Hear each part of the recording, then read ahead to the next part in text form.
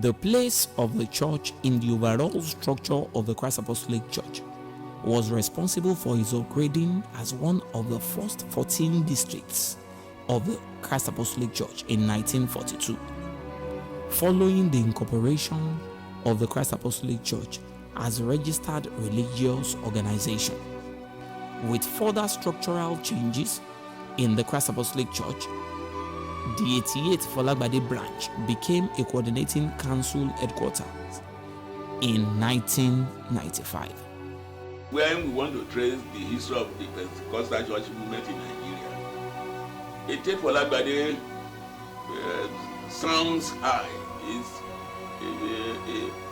quite remarkable as far as the history of the overall history of the church is concerned. And so if we say, properly speaking, that the Pentecostal church movement, which eventually developed, breaking into different names before the emergence of the Christ Apostolic Church, if Ijebu's name looms large, then there will be nothing extraordinary. If, as at the time, Christ Apostolic Church worldwide got expanded and then they began some kind of a restructuring, if Ijebu became one of the first district, it's quite understandable as to why the church deserves to be so created into a district. And it equally underscores the fact that there was an expansion. If there was no expansion, because there was certain conditions to be met before a group of churches will emerge as a district.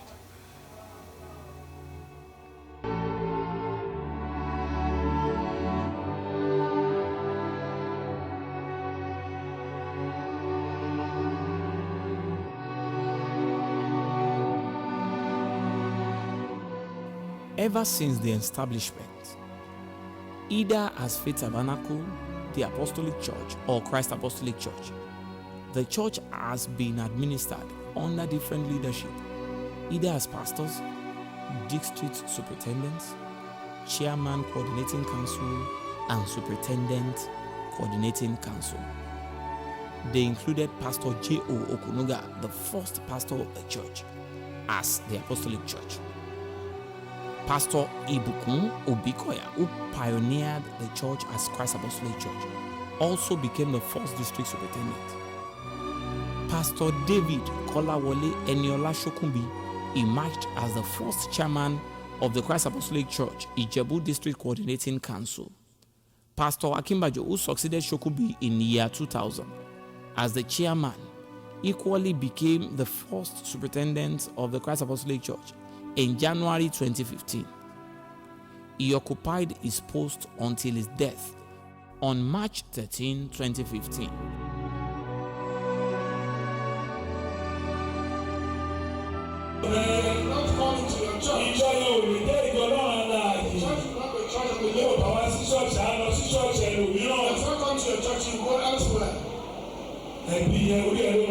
And the fault will be yours.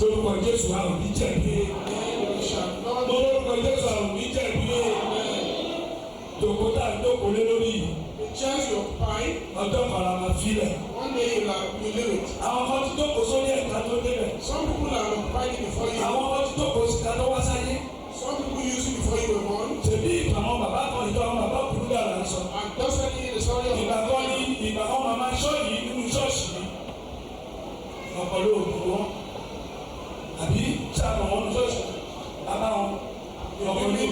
in this church. Mother to her your mother here. Is she there now? My name used to sit there some time ago. For me to stand there some time. And that's another one too. The time will come when I will be there again too. That place you are reluctant to leave, you leave it one day. What reward is waiting for you in the you give a chance to occupy your seat. Amen. In Jesus' name.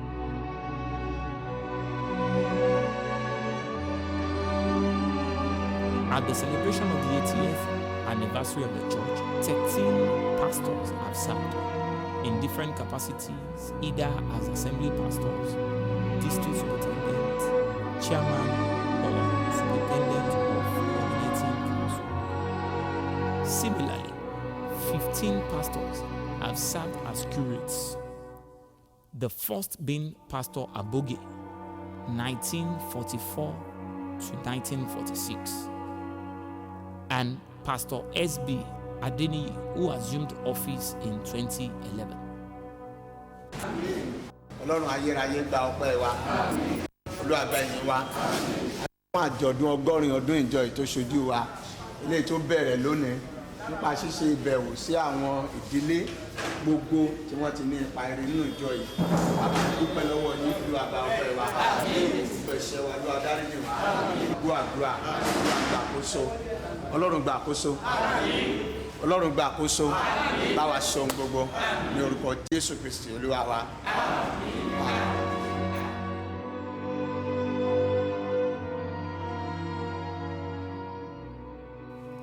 At the inception of the church in 1935, it was a bamboo structure. By 1943, the foundation of the present structure was laid. A major restructuring was in 1986, when the gallery was put in place during the tenure of Pastor M.O. Agbede, the district superintendent, and Pastor L.A. Fowoshola, the curate.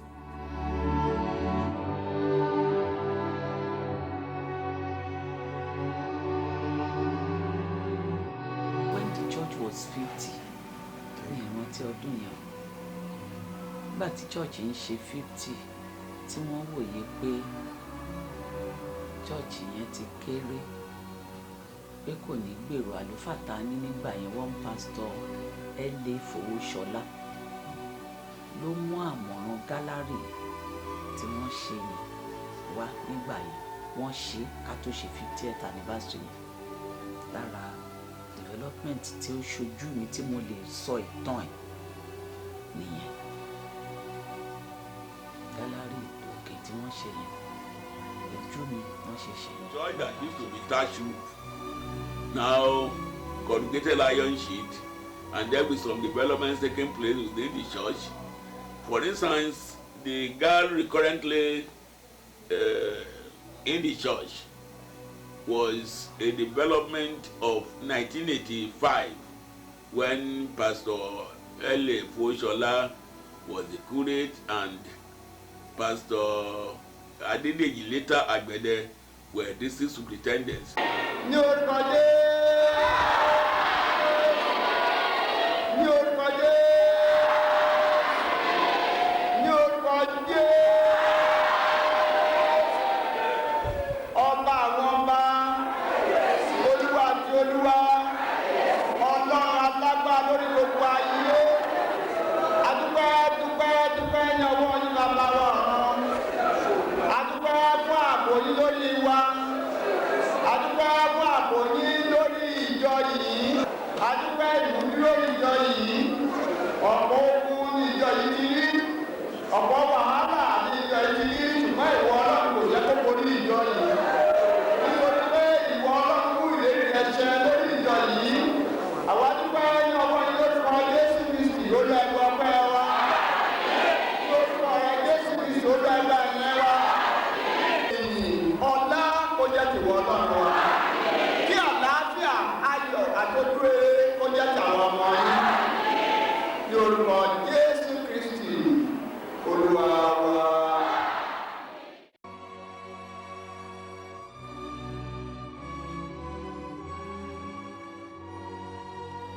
The church added to its developmental programs in 1965, when the church parsonage was completed and the mission house that was first at Ayegun, later Italapo, and Ayegbami was moved to the new parsonage at 3 Fidipote Street, Ijebu-Ode. The building also serves as maternity center. So there had been some development. Then the other thing is that the church used to have rented apartment for ministers. For instance, the mission house used to be at Italako. Later, Ayegbami, another places. But by 1965, the current pastorate that this mission house was put in place, and the place serves as a maternity center for the church.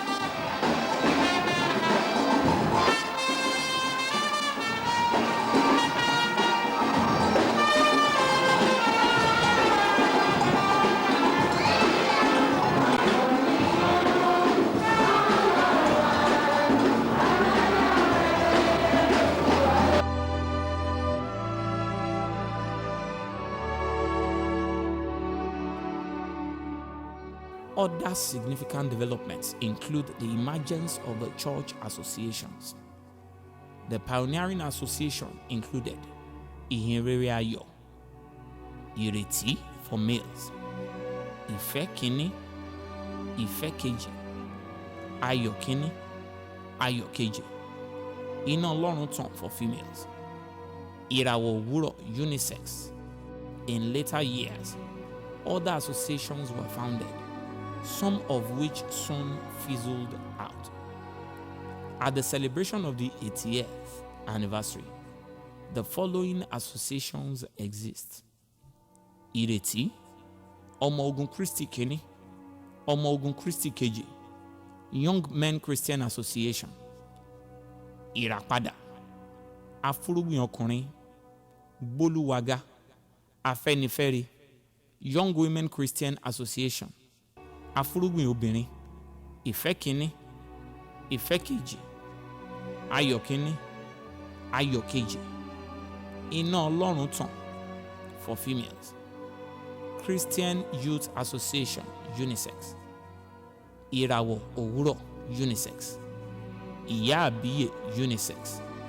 Each of the associations hold anniversary every year.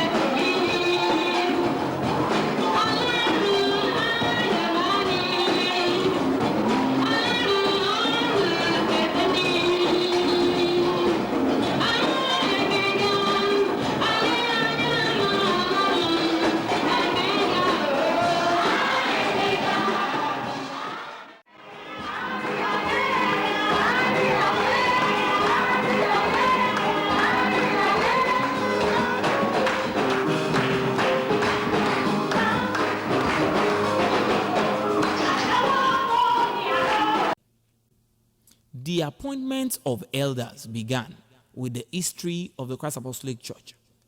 Thus, at the Christ Apostolic Church 88 Folagbade, elders M.B. Okeowo, Lawrence Murafa, and Ezekiel Neye were appointed, the first set of elders in 1947. More elders were appointed later as the years progressed. The appointment of deacons began in 1993, while that of deaconesses was in 1994. To date, the church has produced 40 elders and 18 deaconesses. Some of the elders and deaconesses have joined the Saints Triumphant, while some elders have been elevated to the priesthood. Such include late Pastor E.A. Olufowobi and B. Aderibigbe. Others are Pastors Olushesi, Kayode Ajidagba, and so on. Nígbà tí wọ́n gbé bàbá Ṣókùnbí wá gẹ́gẹ́ bí alábòjútó, ìjọ yẹn náà tún tẹ̀síwájú torí nípasẹ̀ wọn níjọ tún ti ń pẹ̀ka sí ni wọ́n dá àwọn district sílẹ̀ sí. Ohun tí mo dẹ̀ tún mọ̀ ni pé bàbá yẹn náà ló introduce pé bí alàgbà ṣe wà lọ́kùnrin ó yẹ kí dákónì náà wà lóbìnrin. Bàbá Ṣókùnbí ni wọ́n even though kó tó di tí wọ́n ronú ẹ̀, ìpàdé wówíkàn tí a máa ń ṣe, ìpàdé obìnrin, ìpàdé àṣepọ̀ onígbàgbọ́ obìnrin tá a máa lọ ń ṣe ní Àwàsébíọ̀ ni wọ́n dá mùrùmọ́ dá state level sílẹ̀, èyí tí wọ́n wá nominate Mrs. Akínbàjò láti lọ ṣojú CAC. Ìgbà tí Mrs. Akínbàjò wá débẹ̀ lórí pé àwọn obìnrin táwọn jọ pàdé kan pè léyìn ní Lady Evangelist, kan pè léyìn àwọn obìnrin ẹlẹ́gbẹ́ wọn tán jọ pàdé bẹ́ẹ̀ ṣá, wọ́n ní title. Ló padà délé wá sọ pé bí tóun lọ báyìí tí rèé ò báyìí kàṣà ní bàbá Ṣókùnbí wá ronú pé àwọn ń jẹ dákónì lẹ́kọ̀ọ́ táwọn ti wà pé obìnrin náà ní title ní CAC ni wọ́n fi wá kó wa jọ nígbà yẹn tí wọ́n train wa, wọ́n fún wa ní ìdánilẹ́kọ̀ọ́ kan tó fi wá joyè yẹn ní September 11th 1994. Àwa bíi mélòó kan gbà yẹn, Dickness Akínbàjò, Dickness Ajídàgbà, Dickness Oyènẹ́yẹ, Dickness Sanya, èmi, woman kan tó yẹ kóun náà bá wa jẹ́ ń gbà yẹn, wọn ò sí around but wọ́n fi wọ́n jẹ́ later. That woman Mrs. Okusanya, Dickness Okusanya. Àlùfáà Ògúndìmú ló wà lórí ìjọ nígbà tí wọ́n fẹ́ fi wá joyè, òun náà ló ṣe ìdánilẹ́kọ̀ọ́ fún wa. Tó bí 7 or 8 tán fi jẹ́ at the time gbà yẹn. And kó tó dásìkò yẹn gan ara tí bàbá Ṣókùnbí ń sọ pé Ọ̀ṣínúbí wọ́n ti lọ fi màmá alábàméjì ń gbà yẹn jẹ́ Dickness ní Ọ̀ṣínúbí pé àwa kẹ̀ ní olú ìyá àjọ, so àwa bí 8 àbí báyẹn ṣá ni wọ́n fi jẹ́ dákónì ń gbà yẹn. When we begin from the section of the church, names like Pa A.O. Otupale, Chief M.B. Okeowo were early patriarchs of the church. Otupale, one of the beginners of the Christ Apostolic Church, especially when it became, it is said that he suggested the name Christ Apostolic Church. So all the various suggestions that were made that there was a kind of a ballot and that Babalola was asked to pick one ballot, that it was Babalola who picked Christ Apostolic Church. And so Otupale became the first patron of the church after so many years. Others, when the appointment of elders came, Elder Murafa, Neye, and others were appointed the first set of elders in 1947.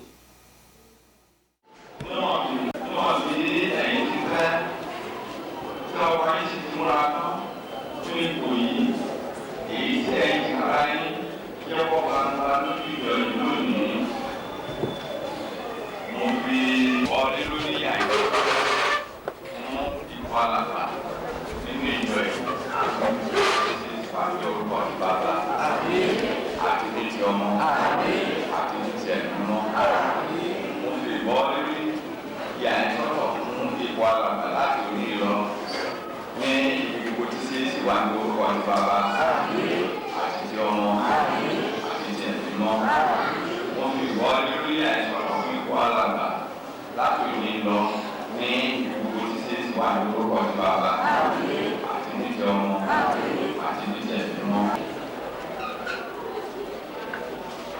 Mo fi ìbọ́lé lórí àìsọ̀tọ̀ fún ipò dickness nínú ìjọ yìí láti òní lọ àti níbi gbogbo tí CAC wà ní orúkọ ti bàbá àti ní ti ọmọ àti ní ti ẹ̀mí mọ́. Mo fi ìbọ́lé lórí àìsọ̀tọ̀ fún ipò dickness nínú ìjọ yìí àti ibi gbogbo tí CAC wà láti òní lọ ní orúkọ ti bàbá àti ní ti ọmọ àti ní ti ẹ̀mí mọ́. Mo fi ìbọ́lé lórí àìsọ̀tọ̀ fún ipò dickness nínú ìjọ yìí àti níbi gbogbo tí CAC wà láti òní lọ ní orúkọ ti bàbá àti ní ti ọmọ àti ní ti ẹ̀mí mọ́. Ẹ̀yin ìjọ, a fi àwọn arákùnrin àti àwọn arábìnrin yìí jẹ́ alàgbà, jẹ́ akọ́ni ọkùnrin, jẹ́ akọ́ni obìnrin ìjọ lónìí bí olùrànlọ́wọ́ fún àwọn ìránṣẹ́ Ọlọ́run. Olùsọ́àgùntàn àti àìdíkiri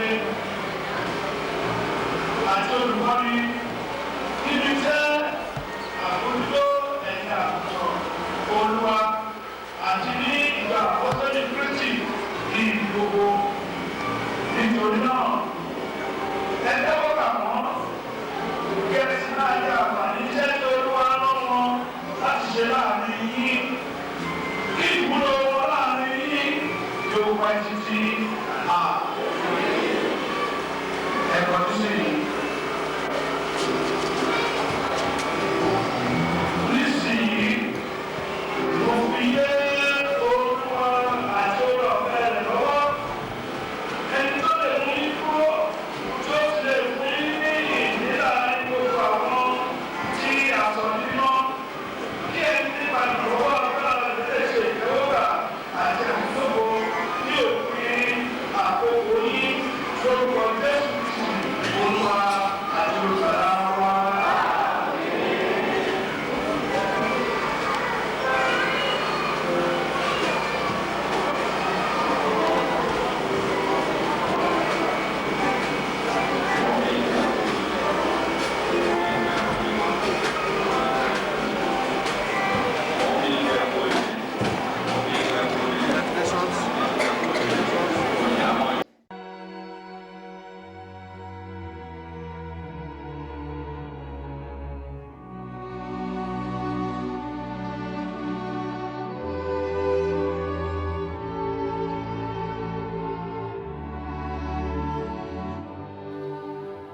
At 80, Christ Apostolic Church had been adversely affected by the Ogun State Urban Renewal Program.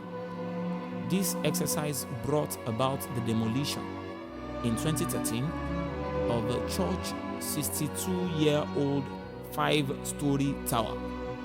The Ogun State government, by 2015, had not paid a dime to the church as compensation. Notwithstanding this, the church had made remarkable structural and architectural remodeling. Thus, the church structure, both external and internal, has been of great improvement over what it was at inception. And when the church celebrated her 40, 50, 60, and 70 years of existence.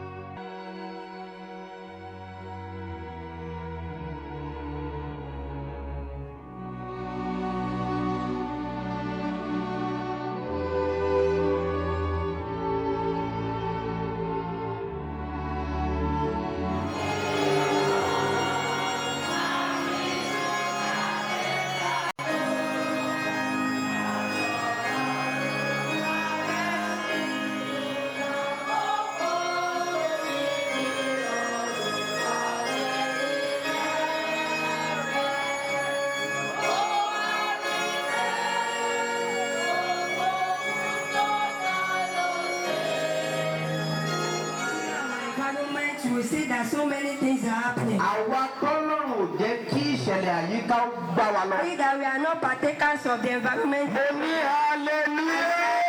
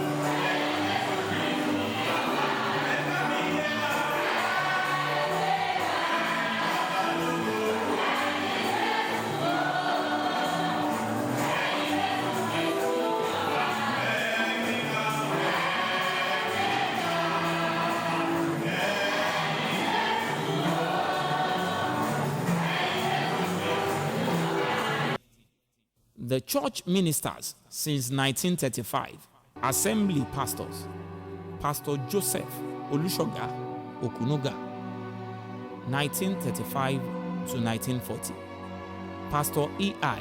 Obikoya, 1940 to 1949, Pastor I. Odunlami, 1950 to 1952, Pastor J.O. Olufowobi, 1953 to 1961. Pastor, later Assistant General Superintendent, I.D. Degu, 1961 to 1978. Pastor C.O.A. Daramola, September 1978 to July 1979. AGS Pastor J.O. Oguntoke, 1979 to 1981. AGS Pastor J.A. Adedeji, 1981 to 1986. AGS Pastor M.O. Agbede, 1986 to 1988. Assistant General Superintendent R. Olukayode, July to December 1988. AGS Pastor J.A. Ogunlade, 1989 to 1990. AGS Pastor D.K.E. Shokunbi, later Deputy General Superintendent, 1992 to 94. District Superintendent from 1995 to 1998. Chairman, Ijebu District Coordinating Council. Pastor E.D. Akimbadu, 2000 to 2015.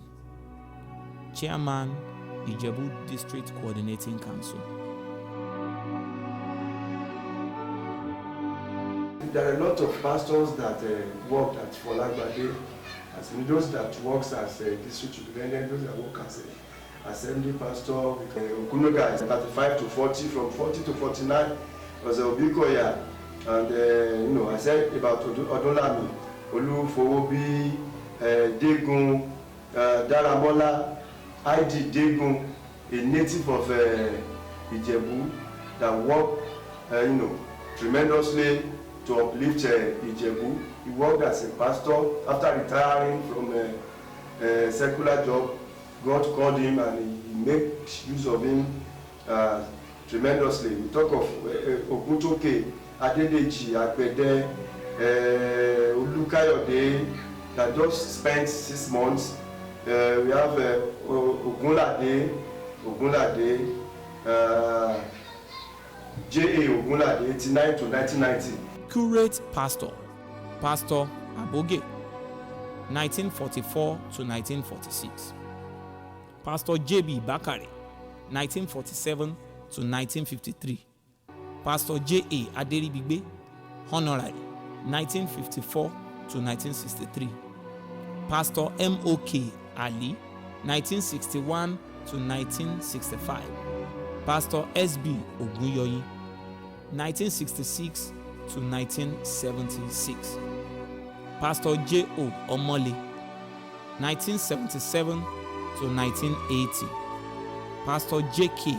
Kulagba, 1980 to 1982. Pastor J.O. Sulola, 1982 to 1985. Pastor L.A. Fowoshola, 1985 to 1988. Pastor C.A. Oluwatusin, 1988 to 1991. Pastor S.A. Ogundimu, 1992 to 1997. Pastor S.O. Olowoyo, 1997 to 2001.